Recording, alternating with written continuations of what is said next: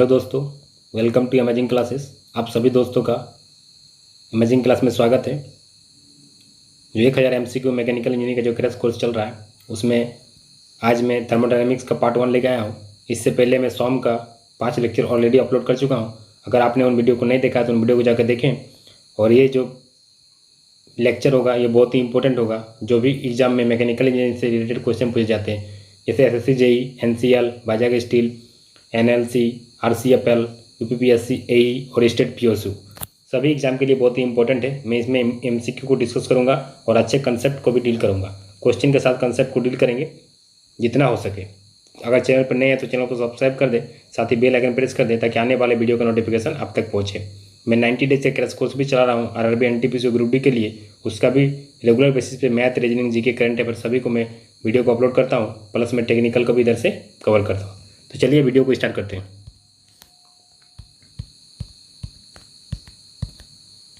देखिए question number 1, an open system is one which. Open system क्या होता है? तो पहले जानते हैं कि ओपन सिस्टम क्या होता है, क्लोज सिस्टम क्या होता है और आइसोलेटेड सिस्टम क्या होता है। तो ओपन सिस्टम जो होता है, जैसे मान लीजिए ओपन सिस्टम, क्लोज सिस्टम और आइसोलेटेड सिस्टम, ठीक है। तो ओपन सिस्टम में क्या होता है कि मास जो होता है ट्रांसफर हो जाता है और एनर्जी भी ट्रांसफर हो जाता है। लेकिन क्लोज सिस्टम में मास ट्रांसफर नहीं होता, एनर्जी ट्रांसफर हो जाता है। आइसोलेटेड सिस्टम में कुछ भी ट्रांसफर नहीं होता है ना। तो ओपन सिस्टम में देखिए ये मास हो गया और ये हो गया एनर्जी। तो ओपन सिस्टम में क्या होता है कि मास भी ट्रांसफर हो जाता है, एनर्जी भी ट्रांसफर हो जाता है। क्लोज सिस्टम में क्या होता है, मास ट्रांसफर नहीं होता, एनर्जी ट्रांसफर हो जाता है। और आइसोलेटेड सिस्टम में दोनों कुछ भी ट्रांसफर नहीं होता है। तो अब देखिए इस क्वेश्चन में क्या पूछा है, ऑप्शन देखिए, heat and work crosses the boundary of the system but the mass of the working substance does not cross the. इसमें बोला हीट और वर्क क्रॉस कर जाएगा लेकिन मास ट्रांसफर नहीं करेगा, तो गलत हो गया। Mass of working substance and crosses the boundary of the system but heat and work does not cross the boundary of the system, ये भी गलत हो गया। तो both the heat and work as well as mass of working substance cross the boundary of the system. यहाँ पर energy भी transfer होगा और मास भी ट्रांसफर होगा, यानी कि ऑप्शन सी जो होगा आपका राइट आंसर हो जाएगा, ठीक है। तो इसको डिटेल में जानते हैं, ठीक है। अब इसको डिटेल में देखते हैं कि क्या होता है, ठीक है। जैसे मान लीजिए कोई पूछेगा आइसोलेटेड सिस्टम का एग्जांपल क्या होगा, जो हॉट कॉफ़ी, आइसोलेटेड सिस्टम का अगर एग्जांपल देखें तो hot coffee in a very well insulated flask जो होता है वो क्या होता है, आइसोलेटेड सिस्टम। ना उसमें एनर्जी ट्रांसफर होगा ना मास ट्रांसफर होगा, और जो यूनिवर्स होगा वो भी आइसोलेटेड सिस्टम होता है। अब बात करते हैं ओपन सिस्टम। तो ओपन सिस्टम में जितना भी मैकेनिकल डिवाइस है सब ओपन सिस्टम होता है। जैसे टरबाइन हो गया, पंप हो गया, कंप्रेसर हो गया, बॉयलर हो गया। और ओपन सिस्टम को ही बोलते हैं कंट्रोल वॉल्यूम एनालिसिस या कंट्रोल वॉल्यूम टेक्निक। अब क्लोज सिस्टम की बात करें तो क्लोज सिस्टम में क्या होता है, जो water in a sealed container होता है और उसको हम हीट करेंगे, water in a sealed container when heated, तो उसको हम बोलेंगे क्लोज सिस्टम। और क्लोज सिस्टम को बोलते हैं कंट्रोल मास सिस्टम। तो ये आपको इतना आपको जानकारी रखना है। चलिए next question, which of the following is extensive property of thermodynamic system. तो एक्सटेंसिव प्रॉपर्टी और इंटेंसिव प्रॉपर्टी में क्या डिफरेंस होता है पहले देखते हैं, उसके बाद आपको क्वेश्चन को सॉल्व करेंगे। तो इंटेंसिव प्रॉपर्टी क्या होता है, जो इंडिपेंडेंट होता है किस पे, साइज और मास पे। जो मास और साइज पे इंडिपेंडेंट होता है, मास और साइज पे जो इंडिपेंडेंट होता है उसको इंटेंसिव प्रॉपर्टी बोलते हैं। और एक्सटेंसिव प्रॉपर्टी होता है जो डिपेंड करता है मास और साइज पे। मास और साइज पे जो डिपेंड करता है उसको हम बोलते हैं एक्सटेंसिव प्रॉपर्टी। जो इंडिपेंडेंट होता है, इंडिपेंडेंट आई से इंटेंसिव और इंडिपेंडेंट, तो independent of mass and size होता है उसको इंटेंसिव प्रॉपर्टी बोलते हैं। जो डिपेंड करता है मास और साइज ऑफ ऑब्जेक्ट पे उसको हम एक्सटेंसिव प्रॉपर्टी बोलते हैं। जैसे एग्जाम्पल की बात करें इंटेंसिव प्रॉपर्टी में, तो देखिए प्रेशर, टेम्परेचर और डेंसिटी का इंटेंसिव प्रॉपर्टी, मतलब वो चेंज नहीं होता है। अगर मान लीजिए कोई कंटेनर लिए तो इसमें प्रेशर भी, इसको भी डिवाइड कर देंगे तो प्रेशर सेम ही रहेगा, टेम्परेचर भी सेम रहेगा, डेंसिटी भी सेम रहेगा। तो जो प्रॉपर्टी चेंज नहीं होता है, अगर हम कोई एक ब्लॉक लिए, ठीक है, लेकिन वॉल्यूम अगर मान लीजिए इसको, तो वॉल्यूम तो चेंज हो जाएगा ना, V1 हो जाएगा, V2 हो जाएगा, यानी कि वॉल्यूम वेरी करेगा। तो जो चीज़ चेंज हो जाएगा उसको हम बोलेंगे एक्सटेंसिव प्रॉपर्टी। जो डिपेंड करता है मास पे, जो मास पे डिपेंड नहीं करता उसको इंटेंसिव प्रॉपर्टी। तो इसमें पूछा एक्सटेंसिव प्रॉपर्टी, तो वॉल्यूम आपका एक्सटेंसिव प्रॉपर्टी हो जाएगा, बाकी सब इंटेंसिव प्रॉपर्टी हो जाएगा। और देखिए जो भी स्पेसिफिक प्रॉपर्टी होता है, जो भी आपका स्पेसिफिक प्रॉपर्टी होता है, स्पेसिफिक टर्म जहाँ आ गया वहाँ पर स्पेसिफिक मतलब पर यूनिट मास हो जाता है। जो मास को हम डिवाइड कर देते हैं उसको स्पेसिफिक प्रॉपर्टी बोलते हैं। तो स्पेसिफिक प्रॉपर्टी क्या होता है, हमेशा इंटेंसिव होता है। क्या होता है, इंटेंसिव प्रॉपर्टी होता है। जैसे स्पेसिफिक एंथैल्पी, स्पेसिफिक इंट्रोपी जो भी हो, तो क्या है। अब और एक चीज़, जितना भी एनर्जी होता है, एनर्जी काइनेटिक एनर्जी हो गया, पोटेंशियल एनर्जी हो गया, इंटरनल एनर्जी हो गया, सब आपका एक्सटेंसिव प्रॉपर्टी में आएगा। ठीक है, चलिए next question. Which of the following is A correct. ठीक है, तो एब्सोल्यूट प्रेशर और गेज प्रेशर में क्या डिफरेंस होता है, पहले देखते हैं इसको अच्छा से। ठीक है, तो देखिए इसे मान लीजिए जीरो प्रेशर लाइन है। ठीक है, ये क्या absolute zero pressure line, absolute zero pressure line है। ठीक है, तो इस पॉइंट से अगर हम जाएंगे, जहाँ तक जाएंगे, इसको बोलेंगे पी एब्सोल्यूट। क्या बोलेंगे, पी एब्सोल्यूट। और इस पॉइंट तक मान लीजिए यहाँ तक पी एटमॉस्फेरिक हो गया, और ऊपर तरफ जाएंगे तो पी गेज हो जाएगा, प्रेशर गेज, गेज प्रेशर। तो ये क्या हुआ, एब्सोल्यूट जीरो प्रेशर लाइन से अगर जितना तक जाएंगे उसको एब्सोल्यूट प्रेशर बोलेंगे, और एब्सोल्यूट प्रेशर और गेज प्रेशर यहाँ तक हो गया तो एटमॉस्फेरिक प्रेशर। तो यहाँ से क्या होगा, पी एब्सोल्यूट जो होगा आपका P atmospheric plus P gauge pressure हो गया। तो ये चीज़ आपको पूछा है क्वेश्चन में, देखिए, तो absolute pressure equal to gauge pressure plus atmospheric pressure, यानी कि ऑप्शन है आपका राइट आंसर हो जाएगा। ठीक है, और कुछ कंसेप्ट को देखते हैं। जैसे मान लीजिए प्रेशर लाइन है। ठीक है, तो प्रेशर लाइन है, जैसे मान लीजिए जीरो प्रेशर लाइन है, जीरो प्रेशर लाइन है, तो यहाँ से जाएंगे तो क्या होगा, पी एटमॉस्फेरिक प्रेशर है, पी एटमॉस्फेरिक है। ठीक है, और इसके बाद यहाँ से अगर आएंगे तो इसको बोलेंगे वैक्यूम प्रेशर, वैक्यूम प्रेशर, और यहाँ तक ये है क्या, पी एब्सोल्यूट प्रेशर। ठीक है, तो अगर कोई आपसे पूछे कि वैक्यूम प्रेशर जो है, वैक्यूम प्रेशर क्या होगा, वैक्यूम मैंने एटमॉस्फेरिक प्रेशर में अगर एब्सोल्यूट प्रेशर माइनस कर देंगे तो वैक्यूम प्रेशर हो जाएगा। ठीक है, ये दोनों को करेंगे तो इससे क्या हो जाएगा कि P atmospheric equal to vacuum pressure plus absolute pressure. ठीक है, अगर हम इस लाइन से अगर गेज प्रेशर से ऊपर, एटमॉस्फेरिक प्रेशर ऊपर जाएंगे इसको बोलेंगे पॉजिटिव गेज प्रेशर, और नीचे तरफ जाएंगे तो इसको बोलेंगे नेगेटिव गेज प्रेशर। ठीक है, तो ये आपको इतना कंसेप्ट इस क्वेश्चन में रखना है याद। ठीक है, चलिए next question. The value of 1 mm of H G is equal to 1 mm H G. तो जब भी आपको प्रेशर निकालना है, pressure P equal to rho G H, P equal to rho G H, तो डेंसिटी क्या होता है मर्करी का, 1300 मैंने 13600। ठीक है, kg पर मीटर क्यूब। ठीक है, ये तो हो गया डेंसिटी। जी क्या होता है 9.8 मीटर पर सेकंड, और हाइट कितना दिया हुआ 1 mm, यानी 10⁻³ कर देंगे। तो इसको सॉल्व कीजिएगा तो आपका आएगा 333.3 आएगा आपका। तो ऑप्शन सी आपका राइट आंसर हो जाएगा। ठीक है, इस तरह आप इसको निकाल सकते हैं। चलिए नेक्स्ट क्वेश्चन।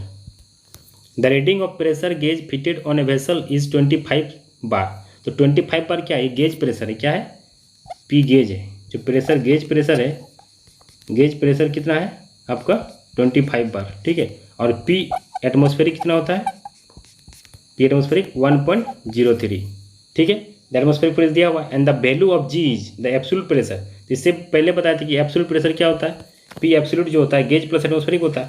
पी एब्सोल्यूट जो होगा आपका, पी एब्सोल्यूट क्या होता है, गेज प्लस एटमॉस्फेरिक, तो दोनों को जोड़ देंगे, तो दोनों को जोड़ेंगे कितना हो जाएगा 26.03 बार। तो ये आपका राइट आंसर हो जाएगा। ठीक है, द एब्सोल्यूट प्रेशर इज 26.03 बार आपका राइट आंसर हो जाएगा। चलिए next question. The unit of energy, ऐसा यूनिट क्या होता है एनर्जी का, तो एनर्जी का ऐसा यूनिट क्या होता है, जूल होता है, जूल होता है। ठीक है, तो ऑप्शन ए आपका राइट आंसर हो जाएगा। अगर पूछे वाट किसका होता है, वाट होता है पावर का, पावर का ऐसा यूनिट क्या होता है, वाट। ठीक है,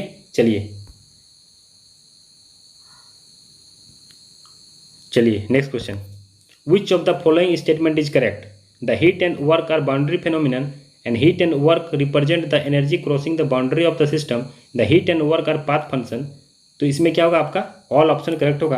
अब डिस्कस करते हैं कि जैसे मान लीजिए पीबी डायग्राम है। ठीक है, ये पीबी डायग्राम है, तो इस तरह करके वो पीबी डायग्राम है। ठीक है, पीबी डायग्राम है, तो पीबी डायग्राम में जो भी एरिया अंडर द कर्व देगा वो क्या देता है, वर्क डन देता है। लेकिन टीएस डायग्राम में जो एरिया अंडर द कर्व देता है, टीएस डायग्राम में वो क्या होता है, हीट देता है, हीट एब्जॉर्ब या हीट रिजेक्टेड। तो आपको दो कंसेप्ट याद रखना है कि work done and area under the curve PV diagram में क्या देता है, वर्क डन देता है, और area under the TS diagram मैंने टेम्परेचर इंट्रोपी डायग्राम में क्या देता है, हीट एब्जॉर्ब या हीट रिजेक्टेड। ठीक है, अब देखिए ये इसमें हम कैसे बोलते हैं कि पाथ फंक्शन होता है। देखिए अगर यहाँ से यहाँ जाएंगे, पॉइंट मान लीजिए ए है और बी है, तो पाथ तो एंड पॉइंट तो दोनों में सेम है, लेकिन क्या होगा जब इस पाथ से जाएंगे तो एरिया अंडर द कर्व बहुत ज़्यादा हो जाएगा, इसमें कम हो जाएगा, यानी कि ये पाथ पे डिपेंड कर रहा है, वर्क वेरी करेगा। ठीक है, पाथ पे डिपेंड कर रहा है, इसीलिए हीट और वर्क जो होता है आपका पाथ फंक्शन होता है। और जब भी कोई काम होगा तो वो बाउंड्री को क्रॉस करेगा तभी हीट ट्रांसफर होगा, नहीं तो हीट और वर्क नहीं हो सकता है। या इसीलिए बाउंड्री फेनोमिनन भी है और ये पाथ फंक्शन भी है। इतना आपको पता रखना है, ठीक है। चलिए next question. When two bodies are in thermal equilibrium with third body, they are also in thermal equilibrium with each other। इसका मतलब क्या है? जैसे मान लीजिए कोई एक बॉडी है, ठीक है, ए बॉडी है, ए जो है बी के साथ थर्मल इक्विलिब्रियम में और सी जो है बी के साथ थर्मल इक्विलिब्रियम में, और सेपरेटली दोनों जगह इसको क्या बोलते हैं, ए जो है बी के साथ थर्मल इक्विलिब्रियम में है और बी जो है सी के साथ थर्मल इक्विलिब्रियम में है, तो ये दोनों आपस में थर्मल इक्विलिब्रियम में जाएगा, तो उसको हम क्या बोलते हैं, zeroth law of thermodynamics. When two bodies are in thermal equilibrium with the third body, then they are also in thermal equilibrium with each other, this statement is called zeroth law of thermodynamics। तो option A आपका correct हो जाएगा, ठीक है। अब first law, second law, third law के बारे में भी डिटेल में जानेंगे जब नेक्स्ट क्वेश्चन आएगा तब, ठीक है। चलिए next question. First law of thermodynamics deals, तो फर्स्ट लॉ ऑफ थर्मोडायनेमिक्स क्या होता है, कंजर्वेशन ऑफ एनर्जी होता है। क्या होता है फर्स्ट लॉ ऑफ थर्मोडायनेमिक्स, जो होता है कंजर्वेशन ऑफ एनर्जी होता है। 9 का डी आपका राइट आंसर हो जाएगा। अब फर्स्ट लॉ को इस तरह लिख सकते हैं, D Q equal to D U plus D W, ठीक है। ये वैलिड कब होता है, एनी प्रोसेस, किसी भी प्रोसेस में लगा सकते हैं, एनी प्रोसेस, ठीक है। लेकिन अगर डी डब्ल्यू की जगह पी डी बी आ जाएगा तब क्या हो जाएगा, क्लोज सिस्टम और रिवर्सिबल के लिए होगा। जब इस तरह कंडीशन आ जाएगा D Q equal to D U plus P D V, तभी किसके लिए वैलिड होगा, एक तो रिवर्सिबल होना चाहिए, रिवर्सिबल प्रोसेस होना चाहिए, और दूसरा क्लोज सिस्टम होना चाहिए, तभी ये इक्वेशन वैलिड होगा, अदरवाइज ये इक्वेशन वैलिड नहीं होगा। लेकिन ये वाला जो होगा D Q equal to D U plus D W, इसको हम बोलते हैं फर्स्ट लॉ इक्वेशन, ठीक है, और एनी प्रोसेस के लिए एलिजिबल हो सकता है, ठीक है। चलिए नेक्स्ट क्वेश्चन।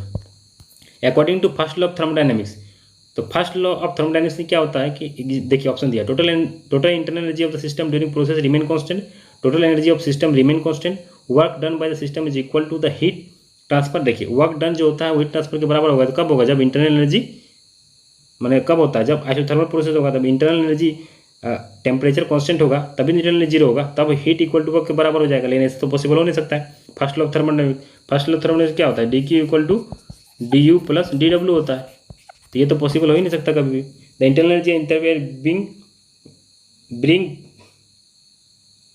ठीक है, तो इसका जो आंसर होगा total energy of the system remain, क्योंकि कंजर्वेशन ऑफ एनर्जी होता है, तो इसमें टोटल एनर्जी होगा हमेशा कंजर्व होगा, यानी कि ऑप्शन बी जो होगा आपका राइट हो जाएगा। चलिए next question. Energy can neither be created not destroyed but it can be transfer from one form to another. देखिए एनर्जी को हम ट्रांसफर कर सकते हैं एक फॉर्म दूसरे पर। देखिए जब हाई ग्रेड एनर्जी होता है तो हाई ग्रेड एनर्जी को हम लो ग्रेड एनर्जी में कन्वर्ट कर सकते हैं, लेकिन लो ग्रेड को हाई ग्रेड में कन्वर्ट नहीं कर सकते। जैसे वर्क को हम हीट में कन्वर्ट कर सकते हैं, क्योंकि वर्क जो होता है हाई ग्रेड एनर्जी होता है, तो वर्क को हम हीट में कन्वर्ट कर सकते हैं, लेकिन हीट को हम वर्क में कन्वर्ट नहीं कर सकते। तो इसमें क्या होता है कि एनर्जी के neither be created not destroyed, कौन सा एक्सप्रेशन है, फर्स्ट लॉ ऑफ थर्मोडायनेमिक्स 11 का बी जो होगा आपका राइट आंसर हो जाएगा। चलिए next question. Kelvin Planck's law deals with, तो केल्विन प्लैंक्स लॉ क्या होता है कि इसका स्टेटमेंट क्या है, इसका स्टेटमेंट आगे देखेंगे जब नेक्स्ट क्वेश्चन आएगा, तो आपको पता रखना है कि केल्विन प्लैंक्स लॉ किससे डील करता है, conservation of heat into work. जो भी हीट इनटू वर्क, जो भी आपको हीट लेंगे तो वो वर्क में कन्वर्ट नहीं कर सकता। मान लीजिए कि एक रिजर्वर कोई हो तो वो जितना हीट एब्जॉर्ब करेगा वो क्या पूरा वर्क में कन्वर्ट कर देगा, ऐसा कोई पॉसिबल हो ही नहीं सकता, कि ऐसा इंजन कोई पॉसिबल हो ही नहीं सकता कि अगर मान लीजिए हम कोई हीट लिए यहाँ से, हीट लिए अब पूरा वर्क में कन्वर्ट कर दिए, ऐसा कोई पॉसिबल नहीं हो सकता है, ठीक है। वर्क में कन्वर्ट कर दिए, ऐसा पॉसिबल इम्पॉसिबल है, कभी होने तक। अगर पॉसिबल होगा तब तो 100% इफिशिएंसी, कोई भी इंजन 100% इफिशिएंसी नहीं दे सकता है, ठीक है। इसका आंसर जो होगा कन्वर्ट होगा, ठीक है, conversion of heat into work हो जाएगा, ठीक है। तो 12 का सी आपका राइट आंसर हो जाएगा, स्पेलिंग मिस्टेक हो गया। चलिए next question. The measurement of thermodynamic property known as temperature is based on, जब भी हम टेम्परेचर कोई भी मिले मेजरमेंट, तो आपको याद रखना zeroth law of thermodynamics, measurement of temperature zeroth law of thermodynamics, option A जो होगा आपका राइट हो जाएगा। चलिए next question. Which of the following, अब देखिए स्टेटमेंट आ गया, which of the following is correct according to Clausius statement of second law of thermodynamics. तो क्लोसियस स्टेटमेंट क्या होता है कि देखिए क्लोसियस स्टेटमेंट नहीं होता है कि जो ये कोई टेम्परेचर है T1 मान लीजिए, और ये रिजर्वायर है, और ये यहाँ इंजन है, ठीक है, यहाँ T2 है, तो जो भी हीट आएगा मान लीजिए वो पूरा हीट में हीट एब्जॉर्ब नहीं कर सकता है, यहाँ से कोई हीट ट्रांसफर नहीं करता है, इसको कुछ ना कुछ काम करना ही पड़ेगा, ठीक है, कुछ ना काम वर्क इसको ट्रांसफर करना ही पड़ेगा, तभी ऐसा पॉसिबल हो सकता है। लेकिन ऐसा पॉसिबल नहीं हो सकता कि जो भी हम एक रिजर्वर सेट लिया दूसरा रिजर्वर में पूरा ट्रांसफर कर देंगे, ऐसा पॉसिबल नहीं, इम्पॉसिबल है, ठीक है। तो इसी को बोलते हैं केल्विन प्लैंक्स लॉ। मतलब क्या होता है, it is impossible to transfer heat from body at lower temperature to higher temperature, sorry lower temperature से हायर टेम्परेचर, यानी कि इस तरह होगा, ठीक है। तो लो टेम्परेचर से हाई टेम्परेचर में कोई भी हीट को ट्रांसफर नहीं कर सकते हैं। तो इसका आंसर जो होगा 14 का बी आपका राइट आंसर हो जाएगा। It is impossible to transfer heat from the body at lower temperature to a body at temperature without the aid of external source. मतलब हम Q2 की जितना भी हम हीट एब्जॉर्ब करेंगे, जितना भी हम लो टेम्परेचर से हीट एब्जॉर्ब करेंगे, वो हीट हम ऊपर तक नहीं पहुंचा सकते। उसको हमको कुछ काम मतलब कुछ लॉस होगा, क्या उसको हम कुछ वर्क डन करना पड़ेगा तभी पॉसिबल है। ऐसा पॉसिबल नहीं हो सकता कि हम पूरा हीट निकालें और पूरा हीट रिजर्वर में पहुंचा दें ऊपर में, ठीक है, ऐसा पॉसिबल नहीं हो सकता। तो ऑप्शन बी आपका राइट हो जाएगा। चलिए नेक्स्ट क्वेश्चन, ठीक है। According to Kelvin Planck's law, अब केल्विन आ गया तो केल्विन में क्या होता है कि केल्विन में क्या होता है, जो भी टेम्परेचर है, टेम्परेचर रिजर्वर में गया और ये पूरा वर्क, इसमें कभी भी ऐसा इंजन पॉसिबल नहीं हो सकता है, ठीक है। तो according to Kelvin Planck's statement of second law of thermodynamics, it is impossible to construct an engine working on cyclic process sole purpose is to convert heat into work. ऐसा कभी नहीं पॉसिबल है। तो 15 का ए आपका राइट आंसर हो जाएगा, ठीक है। चलिए नेक्स्ट क्वेश्चन, इसी को बोलते हैं PMM2। कभी ऐसा इंजन कभी पॉसिबल नहीं है। अगर इस तरह होगा तब तो 100% एफिशिएंसी होगा, जो कोई भी आज तक ऐसा मशीन नहीं हुआ जो 100% एफिशिएंसी प्रोड्यूस करता होगा। चलिए next question, second law of thermodynamics. तो सेकेंड लॉ हमेशा किसको डिफाइन करता है, इंट्रोपी। तो ऑप्शन बी आपका राइट आंसर हो जाएगा। Second law thermodynamics define the term entropy. Entropy क्या होता है, रैंडमनेस, मतलब रैंडमनेस, कितना कोई भी चीज़ अगर मान लीजिए कहीं भीड़ बढ़ गया तो क्या हुआ, भीड़ जितना हुआ उतना इंट्रोपी बढ़ जाएगा, ठीक है। चलिए next question, all perfect gases change in volume by 1/273 of its original value of 0 degree at 0 degree for every 1 degree change in the temperature when the pressure remain constant, this statement is called. तो जब भी pressure constant होगा तो क्या होता है, Charles law. Pressure constant होता है तो क्या होता है, चार्ल्स लॉ। ऑप्शन बी आपका राइट आंसर हो जाएगा। तो जानते हैं कि आइडियल गैस इक्वेशन क्या होता है, PV = MRT, ठीक है। अब प्रेशर कांस्टेंट हो गया, प्रेशर कांस्टेंट होगा मैंने volume is directly proportional temperature हो जाएगा, क्योंकि RB कांस्टेंट MB कांस्टेंट, तो volume is directly proportional temperature, Charles law, ठीक है। चलिए next question, the dash state that change of internal energy of perfect gas is directly proportional to change of temperature. तो कौन सा law ऐसा है जो internal energy directly proportional temperature होता है, उसको बोलते हैं जूल्स लॉ। ऑप्शन डी आपका राइट आंसर हो जाएगा, ठीक है। DU = होता है ना mCB∆T, तो क्या होता है, यही आपका जूल्स लॉ। जूल्स लॉ इसी पे डिपेंड करता है, टेम्परेचर पे। तो जैसे आप internal energy perfect gas directly proportional change of temperature, तो हम जूल्स लॉ बोलते हैं, ठीक है। चलिए next question, for a perfect gas according to Boyle's law. Boyle's law में क्या होता है, टेम्परेचर कांस्टेंट होता है।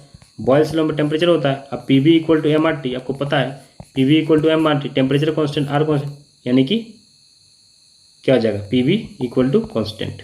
तो ऑप्शन ए आपका राइट आंसर हो जाएगा। PV = constant if temperature is constant, उसी को बोलते हैं बॉयल्स लॉ। ऑप्शन ए आपका राइट हो जाएगा। चलिए next question, the temperature at which the volume of gas become 0। ऐसा टेम्परेचर जब वॉल्यूम ऑफ गैस बिकम 0 हो जाता है उसको बोलते हैं absolute zero temperature. Option B आपका राइट हो जाएगा। तो आशा करता हूँ कि आपको वीडियो अच्छा लगा है। अगर वीडियो अच्छा लगा तो लाइक करें, दोस्तों में शेयर करें। अगर आप चैनल पर नए हैं तो चैनल को सब्सक्राइब करें, साथ ही बेल आइकन प्रेस कर दें ताकि आने वाले वीडियो का नोटिफिकेशन आप तक पहुँचे। और अगर कहीं डाउट हो तो कमेंट करना ना भूलें। देखिए इसमें इसी चैनल पे आपको 90 डेज का क्रैश कोर्स चल रहा है, 90 डेज का क्रैश कोर्स चल रहा है NTPC के लिए, NTPC और ग्रुप डी के लिए। अगर आप फॉर्म भरा है, आपने अगर फॉर्म भरा है तो आप इन प्लेलिस्ट में जाके देखिए, मैथ, रीजनिंग, GK, GS सभी का प्लेलिस्ट बना हुआ है, वहाँ से आप करंट अफेयर सभी देख सकते हैं, जो आपके लिए बहुत ही बेनिफिशियल है। और अगर आप अभी तक टेलीग्राम ग्रुप या चैनल से नहीं जुड़े हैं तो लिंक डिस्क्रिप्शन बॉक्स में मिल जाएगा।